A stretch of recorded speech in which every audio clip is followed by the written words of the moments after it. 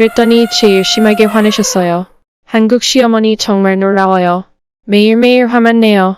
미국 며느리, 한국 시어머니. 저는 미국에서 태어나서 자랐고 유학원 대학원생을 만나서 결혼했어요. 부모님이 어려서부터 집에서 한국어를 사용하고 쓰게 하셔서 매우 잘한다고 생각합니다. 남편과 저는 같은 대학원에 있다가 연애한 거거든요. 벌써 결혼한 지 7년이에요. 취직 후에 결혼했는데 미국식으로 했어요. 일찍 독립해서 대학원은 장학금으로 다녔고 19살부터 제 손으로 살았어요. 처음에 제가 살던 집에 제가 쓰던 물건들을 남편이 몸만 들어와서 살았어요.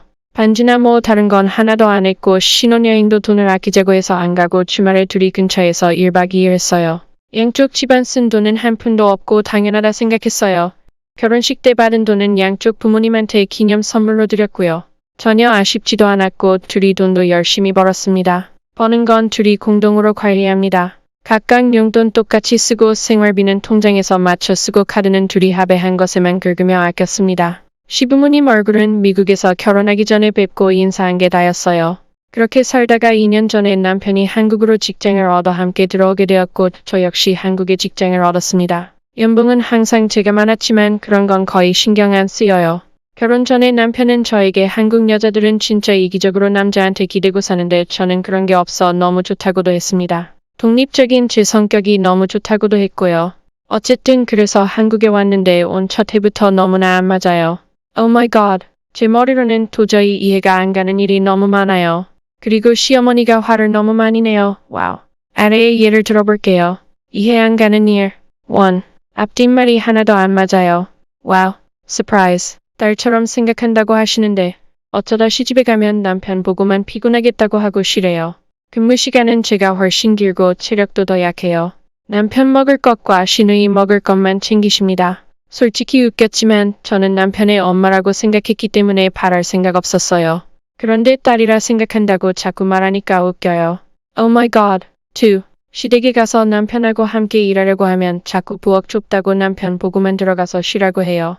남편이 부엌 일을 예전에 안 해봐서 못한다고 하시길래 제가 저도 시댁이 우리 집이 아니기 때문에 낯설어 힘들다고 했어요. 그러니까 둘 다 초보임으로 함께 해야 한다고 했어요. 그랬더니 본인은 아들을 귀하게 키웠다고 하시는 거예요. 이해가 안 갔어요. 읍스. 그래서 말했어요. 결혼했으니 함께 일해야 한다고요. 시어머니는 남편이 저보다 나이도 많으니 어린 제가 하는 게 맞대요. 그것도 이해가 안 갔어요.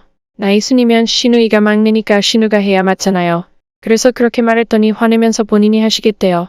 사실 시어머니 집이니까 시어머니가 하시는 게 맞다고 생각해요. 3. 자꾸 이모님들한테 선물하래요. 명절, 환갑은 기본이고 뭐라도 받으시면 저한테 전화하세요. 이건 진짜 이해가 안 가요. Oh my god. 선물이라는 건 내가 원해서 하는 건데 왜 시어머니가 선물하라고 하는지 모르겠어요. 그래서 이모님 환갑이라고 해서 선물을 해드렸어요. 저와 남편이 열심히 골라서 예쁘게 포장까지 해서 드렸는데 더 비싼 거 안 했다고 또 뭐라고 하십니다. 환갑 생일이라고 해서 저는 기쁜 마음으로 백화점에서 50만 원 정도 하는 가방을 산 건데 예전 시어머니 환갑 때 더 비싼 거 받으셨대요. 그래서 제가 비싼 선물 받으신 분은 시어머니인데 왜 제가 그거와 값을 똑같이 맞춰야 하는지 모르겠다고 했어요. 그리고 선물이라는 건 자기 형편에 맞게 하는 게 맞다고 생각한다고 말씀드렸어요. 그랬더니 제게 화내셨어요. 4. 일을 그만둬야 하는데 생활비 때문에 걱정이라십니다. 자꾸 제 월급 물어보시고 본인의 생활비를 걱정하세요. 남편하고 이야기했는데 남편은 별다른 말이 없어요. 동네에 아는 아줌마가 있어서 물어보니까 그건 생활비 좀 달라는 뜻이라는 거예요. 생활비가 없으면 본인이 일을 하는 게 당연히 맞다고 생각합니다. 굉장히 건강하시고 지금 하시는 일이 큰 체력을 요구하지 않는 일이고 아버님도 버시고 있어요. 처음에는 남편이 그냥 듣기만 하고 신경 쓰지 말라고 해서 그냥 있었는데 자꾸만 제게 이야기하니까 짜증이 나려고 했습니다. 그래서 남편한테 말하라고 했어요. 그랬더니 화를 내세요. Oh my god. 5. 자꾸 저랑 본인을 비교하세요. 제가 새 옷을 사 입으면 너는 내 시어머니 생각 안 하느냐 하세요. 제가 새 옷 사 입는 것과 시어머니와의 관계를 도저히 모르겠어요. 남편이 옷 사 입을 때는 아무 말도 없으시고 좋다고만 하시는데 제 옷만 자꾸 뭐라고 합니다. 가방도 제 것이 더 좋다고 합니다. 저는 제 돈으로 샀어요. 쇼핑하다가 시어머니 생각이 나거나 괜찮겠다 싶은 거 있으면 저는 사드려요. 이건 물론 제 용돈에서 사드립니다. 제 선물이니까요. 근데 매번 제 거거 살 때마다 시어머니 생각이 나야 하는 건 아니잖아요. 사드리고 싶을 때 사드리는 게 맞는 거라고 생각하는데 자꾸 강요하니까 기분도 안 좋고 선물하는 기분도 안 나요. 선물이 아니라 상납하는 것 같아요. 6. 제 직장 생활을 무시하는 말을 많이 하세요. 이런 거 비교하는 게 웃긴 건데 왜 남편보다 월급도 더 많고 직위도 높은 제 직업을 무시하는지 모르겠어요. 남편 직장이 힘들다고 걱정하셔서 저도 제 직장 힘들지만 열심히 다니고 있다고 했더니 저보고 너는 성격상 나가서 일하는 게 맞는 사람이고 내 직장은 시험에도 돈 잘 주는 곳 아니냐고 하시더라고요. 시험에도 돈 잘 주는 직장이라는 건 없습니다라고 했어요. 그랬더니 내 직장은 미국 날라리 회사다라고 하시는 겁니다. 7. 자꾸 저보고 남편 집안일 시키지 말라고 하세요. 저희는 집안일을 당연히 나눠서 합니다. 장보기는 함께 하고 청소는 남편이 하고 음식은 제가 해요. 빨래는 남편이 하고 설거지는 제가 합니다. 그런데 자꾸 저보고 남편 집안일 시키지 말고 제가 하래요. 이거야말로 진짜 말이 안 된다고 말씀드렸어요. 결혼해서 가정을 이루고 둘이 살면서 모두 직장을 가지고 있는데 왜 남편이 집안일을 하면 안 된다는 겁니까? 제 집이기도 하지만 남편 집이기도 한데 이해가 안 가서 당연히 둘이 사는 건데 둘이 일해야 한다고 말했더니 원래 남편은 그런 거 안 했다고 해요. 그래서 제가 처음부터 집안일 하는 사람은 없고 그동안 안 했으면 지금부터 더 열심히 배워서 해야 한다고 말했어요. 그랬더니 본인이 보기 싫으시답니다. 시어머니 가정이 아닌데 왜 시어머니가 싫으신지 이해 못하겠고 가정의 일원이 가정일을 소홀한 것은 매우 부끄러운 일이라고 말씀드렸더니 화내세요. Oh my god. 8. 자꾸 시댁에 놀러 오래요. 회사 일이 바빠서 힘든데 자꾸 놀러 오라고 합니다. 바빠서 못 간다고 하면 서운하다고 하십니다. 미국 살 때도 제 친정이 자동차로 30분 거리였지만 한 달에 한 번도 못 갔어요. 바빠서요. 근데 자꾸 주말마다 놀러 오라고 합니다. 그래서 남편 보고 가라고 했는데 남편도 싫대요.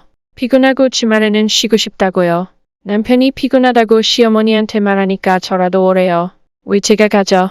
저는 일 더 많고 피곤한데 제 부모님 집도 아니고 왜 제가 가야 하는 건지 이해가 안 가요.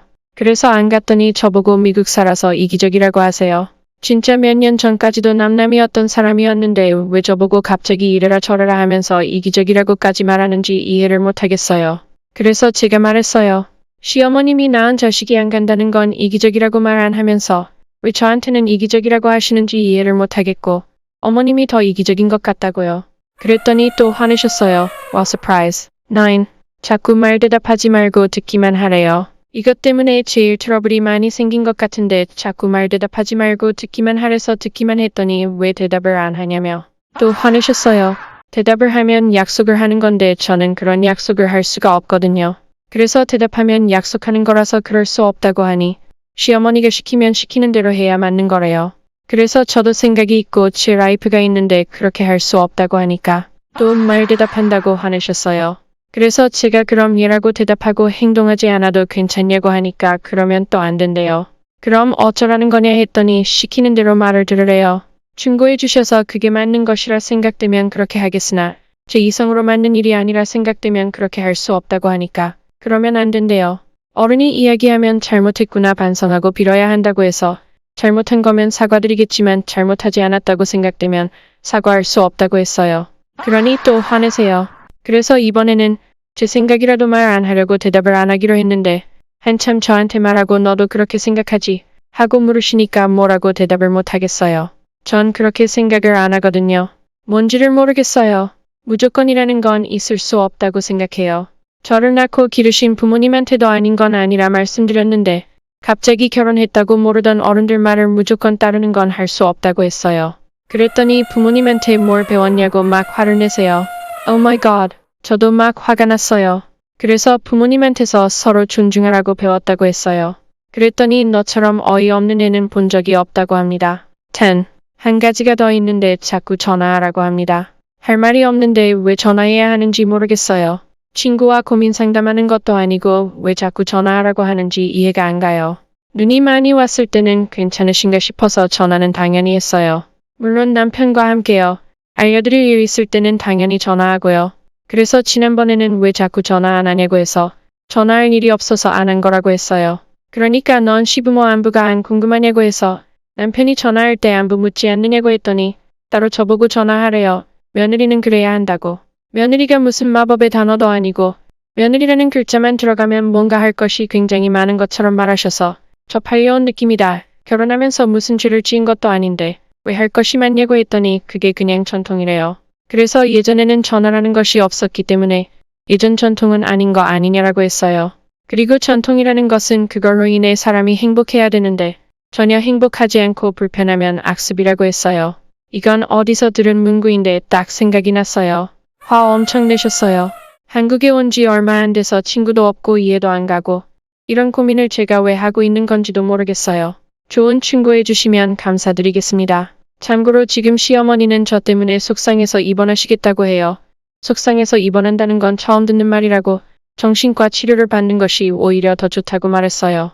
그랬더니 제일 심하게 화내셨어요. 한국 시어머니 정말 놀라워요.